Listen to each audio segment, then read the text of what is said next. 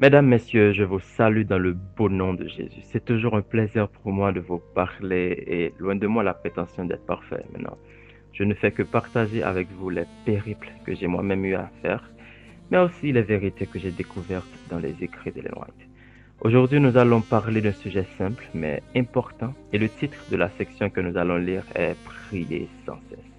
Un texte tiré dans une compilation des écrits d'Ellen White avec Dieu chaque jour, un livre de méditation quotidienne publié en 2003, je crois.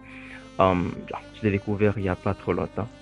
Prier sans cesse, quelque chose que nous savons très bien, un conseil qui a été donné aux Thessaloniciens, aux Éphésiens par l'apôtre Paul. Priez sans cesse, prions en tout temps. Les yeux fermés, nous prions le Seigneur. Notre Dieu, notre Père, Dieu de bonté, Dieu de grâce, merci pour tout. Merci pour le don de prophétie. Merci du fait que tu ne cesses de marcher avec ton peuple et tu ne cesses de chercher en nous un ami. Notre Dieu, notre Père, donne-nous la force de faire ce qui est juste. Au nom de Jésus, nous te prions. Amen.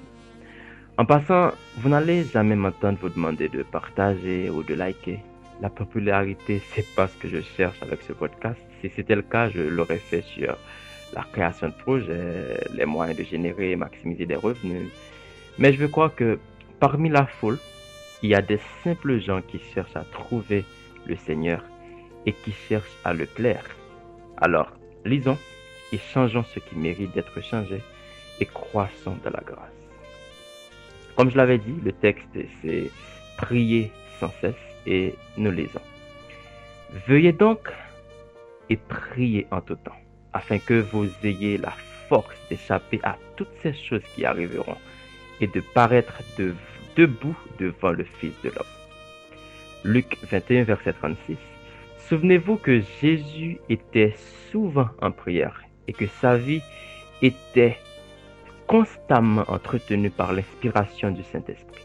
Que vos pensées et votre vie intérieure soient telles que vous n'ayez pas à être confus lorsqu'elles vous seront rappelées au jour du jugement. Le ciel ne reste pas sourd aux prières ferventes des justes. Élie était un homme sujet à des passions semblables aux nôtres, et cependant l'Éternel l'entendit et il répondit à ses prières de la manière la plus étonnante. La seule raison de notre manque de puissance divine doit se trouver en nous-mêmes. Si la vie intérieure de ceux qui proclament la vérité leur était présentée, ils renonceraient au titre de chrétiens. Ils ne croient pas dans la grâce. Ils adressent de temps en temps une prière au ciel, mais il n'y a pas entre eux et Dieu une réelle communion. Nous devons être souvent en prière si nous voulons faire des progrès dans la vie spirituelle. Que de temps fut consacré à la prière. Lorsque le message de la vérité fut proclamé pour la première fois, que de fois s'éleva la voix d'intercession dans la chambre, dans la grange, dans le verger, dans le bosquet. Nous passions fréquemment des heures dans la prière fervente, 2 ou 3 d'entre nous réunis pour proclamer la promesse divine. On entendait souvent le bruit des pleurs mêlés aux accents d'action de grâce et de louange. Maintenant, le jour de Dieu est plus proche que nous le pensions. Tout d'abord, et nous devrions être plus consacrés, plus zélés, plus fervents qu'alors. Les dangers qui nous menacent sont plus grands qu'à ce moment-là. Des âmes se sont endurcies. Il faut que nous soyons maintenant remplis de l'Esprit du Christ et que nous n'ayons aucun repos avant de l'avoir obtenu. Prenons l'habitude de parler au Sauveur, que de notre cœur monte sans cesse une prière silencieuse afin de recevoir la lumière, la sagesse et la force dont nous avons besoin. Que chaque respiration soit une prière. Fin de lecture. Mes chers amis, Dieu veut être notre ami. Dieu veut être notre ami. Un ami qui veut tout nous donner. Écoute, soutien, protection et salut. Chose que personne d'autre peut nous donner.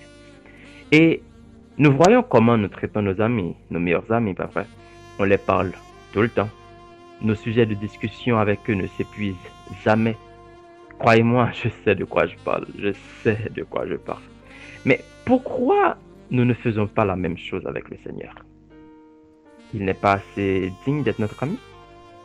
Quand Paul nous dit de prier sans cesse, il ne parle pas d'une prière ininterrompue, mais d'une relation continue avec Dieu. Des prières silencieuses, des discussions profondes, des confidences, des plaintes, des louanges, une communion, quoi. Exactement comme nous faisons pour nos amis humains. Comment pouvons-nous prétendre être chrétiens sans une relation d'intimité avec le Maître? Nous n'avons pas de moment personnel avec Dieu. Certaines fois, nous ne faisons pas le culte le matin ou bien le soir, et cela ne nous dérange même pas.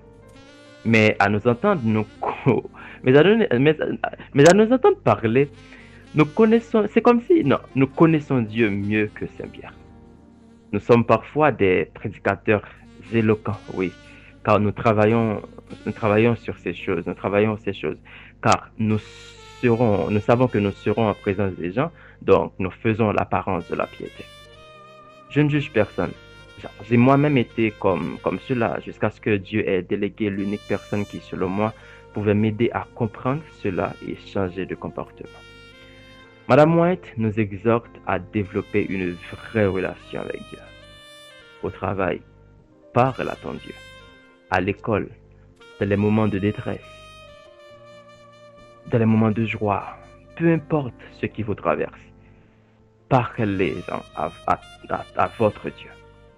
Quel ami fidèle et tendre nous avons en Jésus-Christ, toujours prêt à nous comprendre. Quand nous sommes en souci, disons-lui toutes nos craintes. C'est ça que nous chantons souvent, mais nous cherchons jamais pour de vrai cette relation, cette communion, cette amitié, cette intimité avec le Seigneur. Alors, c'est de ça que le texte parle. Et je sais que plusieurs d'entre vous allez maintenant dire avant, est-ce que je priais? Avant, est-ce que je croissais vraiment de la grâce? Est-ce que je faisais ce genre de truc? Est-ce que j'ai des moments personnels avec mon Dieu?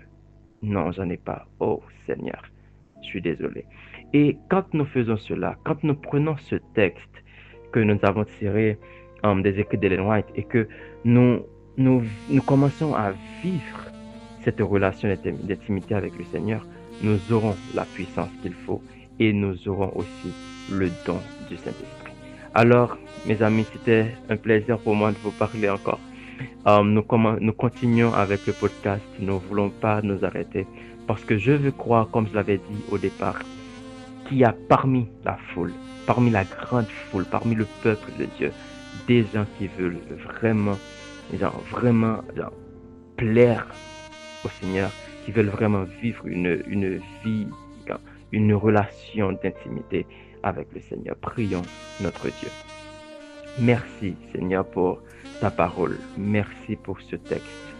Ouais, avant nous étions des simples personnes, mais maintenant nous voulons te chercher et développer avec toi une relation d'intimité.